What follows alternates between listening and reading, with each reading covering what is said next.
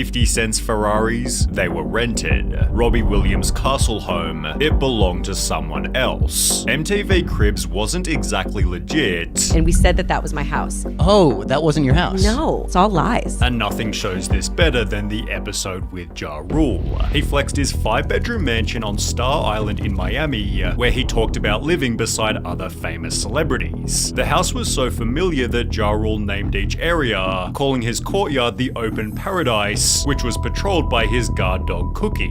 It was shown in the intro that the property was a rental, but this was assumed to be on a long-term basis, given he knew almost everything about the mansion. However, as it turns out, Ja Rule's house on Cribs was actually a 4-day rental, which was exposed in the most embarrassing way, by lawsuit. Ja Rule paid $46,000 for the 4-day lease, promising the mansion's owner it'd be used as a private home for 8 adults with no video shoots and no loud parties. Well, Ja Rule broke all 3 conditions, shooting his MTV episode whilst having a party with over 600 people. In the process, holes were punched in the walls, furniture and doors were damaged, the driveway somehow cracked, while condoms and syringes were left throughout the house. As a result, Ja Rule and MTV were sued for $1 million, but at least it looked like a house that Ja Rule would live in, as the Yin Yang Twins' crib was laughably out of character.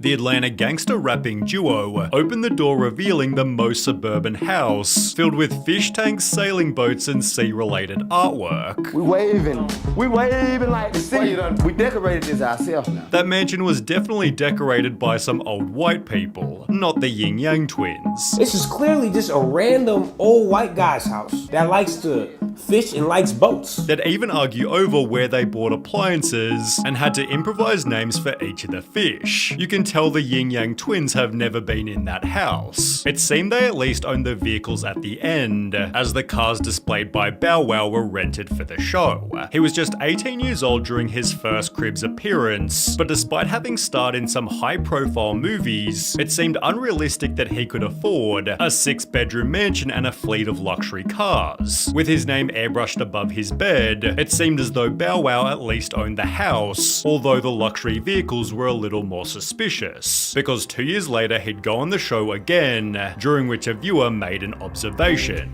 We had MTV Cribs running in the background and watched 21-year-old Bow Wow show off his bachelor pad in Miami, along with his pimped out Bentley, Lamborghini, and Cadillac Escalade. But then we noticed the word Prestige at the bottom of all 3 cars, and decided to Google Prestige Rental Cars Miami, and what do you know, there it was. Prestige was the name of the company that Bow Wow rented the cars from, which was likely encouraged by the show, as Birdman also used the service during his appearance. Regardless, people clowned on Bow Wow, stating, "Ha ha ha, I wonder if he rented the condo too," which by looking at his life was also highly likely. For example, he'd post his Ferrari to his Instagram, writing, "Take the drop top to the night spot. Keep the California in California. We went hard tonight, Grammy weekend," which was then reposted by a car rental company who accidentally exposed our good friend Bow Wow pulling up to the Grammys with our Ferrari California. 1 year later, it was exposed for flexing a rented Hollywood mansion, but the worst example was in 2017 when he'd post this to his Instagram. He showed the private jet he was taking to his concert, yet the very same day this Snapchat went viral. So this guy Lil Bow Wow is on my flight to NY, but on Instagram he posted a picture of a private jet caption traveling to NY today, shaking my head. Turns out Bow Wow's picture of his private jet had been taken from a limo company's website, prompting people to dig even deeper, discovering he'd done this on more than one occasion.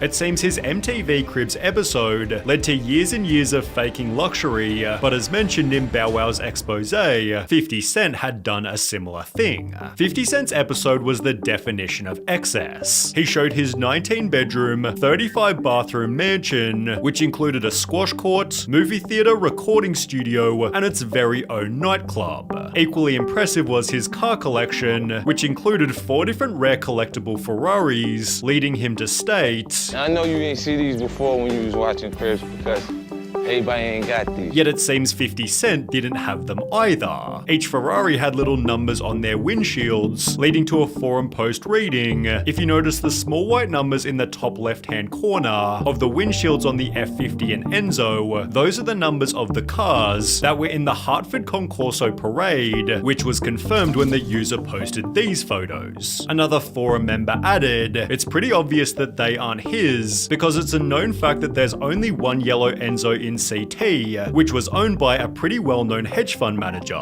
Well, someone else then officially confirmed. The Ferraris are unfortunately not 50 Cent's. He invited my friend over to his house for this, and my friend let him use his cars for the episode, and they were filming some music videos that day as well. The Enzo F50 and 599 all belonged to one owner. When 50 Cent later filed for bankruptcy, he'd admit the cars were rented. He'd instead pay off debts by selling his mansion, therefore joining the likes of JoJo, who admitted to doing MTV Cribs while she was actually homeless. JoJo showed MTV through her Cape Cod vacation home, where she supposedly loved spending her summers. It was therefore a little weird that she'd invite her extended family, but she'd reveal the reason for this exactly 10 years later. JoJo was asked about the episode in a Huffington Post interview, to which she'd respond it was so ridiculous. The thing is, we didn't have a home at that point. My mum and I were living out of suitcases and were mostly in hotels. So that was actually my uncle's house on the Cape. That wasn't my house, that wasn't my stuff. I should have balled hard and been like, "Welcome to my crib, look at how luxurious it is," and I should have rented out a place. But no, I just used my uncle's crib. JoJo further clarified. So we went to the Cape, which I've never been to the Cape. I never go to the Cape. And we said that that was my house. Oh, that wasn't your house? No, that was not my house. We brought in some items that I had. It's all lies. Should also answer the question, why even bother doing the episode then? For the exposure. Oh, okay. but no episode was faker than the one by Robbie Williams. He showed MTV his massive British castle, talking about the spots where he'd been snapped by paparazzi.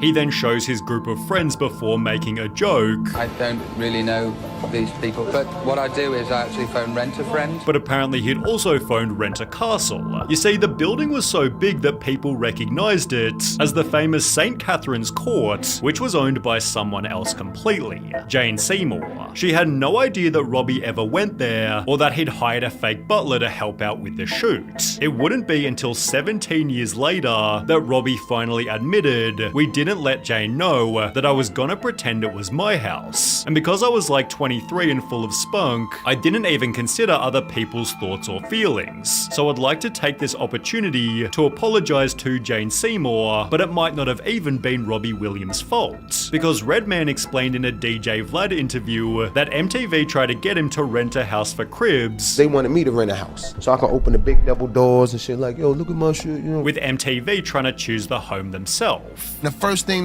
they said was, "All right, we got a couple of houses picked out for you." Wow. And I was like, "Oh, okay." Well, Redman simply refused. And I said, you know what? No, I don't want to rent a house. I want y'all to come to my house. Accidentally making the show's most relatable episode. He brought MTV Cribs to his 2-bedroom apartment, where he ironed his shirts on the floor and flexed his frozen fish fillets. Redman's recording studio was just a messy bedroom, whilst the rest of his house was in such disarray, you could barely notice his cousin sleeping on the ground. He concludes the episode stating, "Next time y'all need to find me, just rub these 2 wires for the doorbell." Don't worry about the screen too. It's still good. The realest episode of MTV Cribs. Redman didn't fake it like other celebrities.